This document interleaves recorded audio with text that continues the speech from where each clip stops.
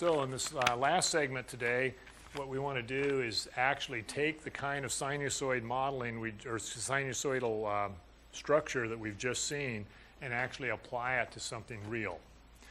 And so what we want to do is be able to take a set of data and then build a sinusoidal model from that data. And what I'm going to do is I'm going to do this by example. And the kind of modeling we're going to be doing here is going to be this kind of model, which you've already seen, except now most data is time dependent. So typically, instead of using x, we oftentimes use t for time. And so our model could be a sine or cosine of an omega t minus phi plus some v. The only thing I changed there is put t in there. Okay. So if you realize you're dealing with a sine model right off the bat, the period is going to be 2 pi over omega. The phase shift is going to be equal to phi over omega. And I don't mind, and I don't think any instructor will mind if you memorize those formulas. But if you understood the transformation development that I went through with you, you'll have a little deeper understanding of this.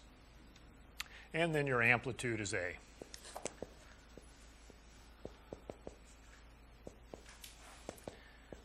And your vertical shift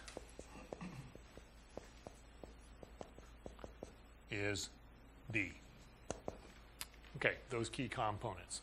So if we take a data set, and here's a problem out of the textbook, and I'm going to go ahead and throw it up on the screen here real quickly.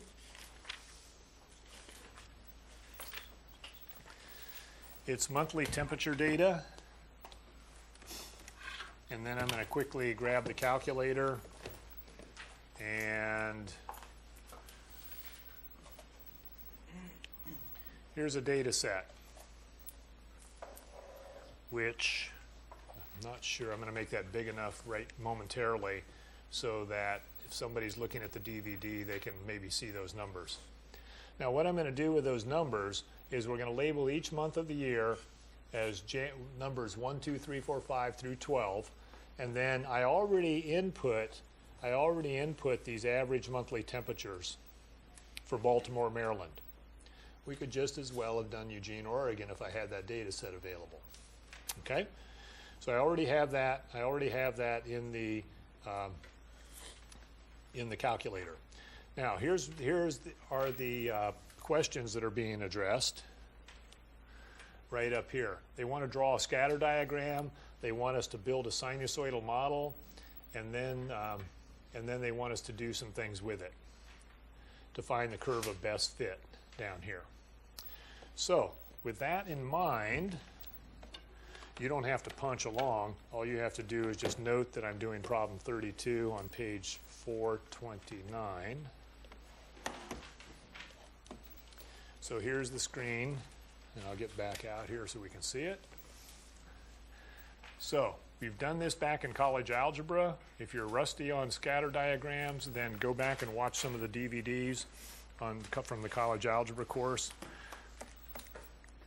I'm going to just quickly show you how to do this. Stat, you go to statistics, you select number 1 to edit, and you'll observe that I have the data set for the temperatures already stored just to save time. However, look at list 1 over here on the left. Those numbers do not correspond to the months of the year 1 through 12.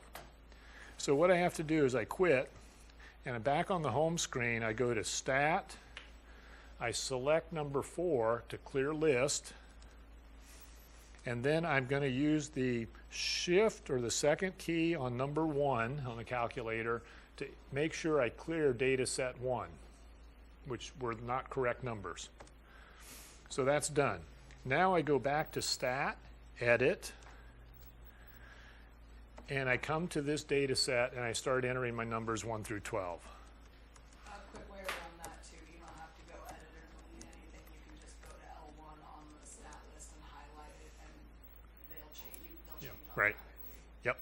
That's good point. Okay, so there that data set's in. Now, what we want to do is we want to draw a scatter diagram of this data. So what we have to do is we have to turn on stat plot, and this is on your y equals key. So I go to stat plot, I select number 1 to turn it on, and I hit enter to turn it on, which you see on the screen. This first symbol you see is a scatter diagram, and we're going to use L1 and L2. You could use other data sets. You have the ability to store 6 different data sets there. You should be familiar with this. After you've got this turned on, I make sure that my y equals screen is cleared, because that's not my model. And then I need to do what before I graph? Excuse me? I need to set a viewing window. So I need to set a viewing window. So I'm going to go to Window, and I've got 12 months. So I'm going to go -2 to 14 and put tick marks every 2 months. And then vertically, my temperatures range from, I think it was in the 30s or so, up to 70s or so.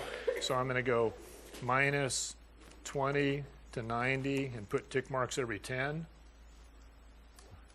And now I hit graph, and there's a scatter diagram. You can clearly see there's a vertical shift there, a vertical shift. Okay, now hang in. This is something you may have forgotten or not been exposed to in college algebra. I want to fit the best sinusoidal model through that data. And so the way we do that is we have to go back to the home screen. We select Stat. We go over to Calculate. We go down arrow to find the kind of model we want to generate. It's way down there. Here's a sinusoid model. See it at the bottom? Right there. I hit enter, and I hit enter again. It's using list L1 and L2. It's working on it right now, and it comes back with this sine model. Notice something different than what I did in class with you. There's a plus sign here instead of a minus sign, like I did it with you on the board. So what would be the phase shift? Negative C over B. Okay, negative C over B would be the phase shift. The vertical shift is going to be this number 54. That's where the node line or the axis sits. And the amplitude is 22 degrees rising and above that, below that. And then I simply hit, I go back now, and here's a trick that you may not know. I could automatically put this in here by going to Variables, V-A-R-S. I go to number 5 for Statistics, and I come across the screen here in the Statistics variables to find the regression equation, and I hit number 1 or enter, and it stuffs the whole equation with all its accuracy into my Y1 cell.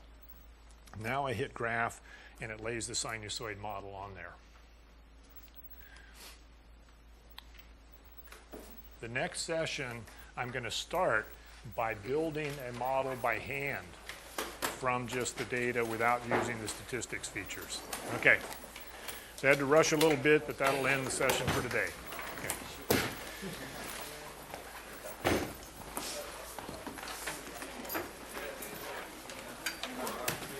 Okay.